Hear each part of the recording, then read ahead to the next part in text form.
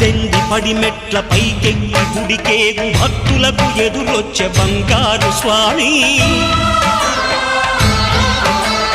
ఇరుముడులు స్పృశించి శుభమనుచు దీవించి జన బృందముల చేరే జగమేలు స్వామి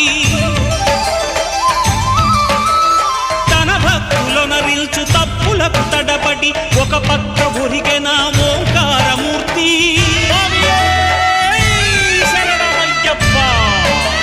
స్వాములందరూ తనకు సాయము కాగా ధీమంతుడై లేచే ఆ కన్య స్వామి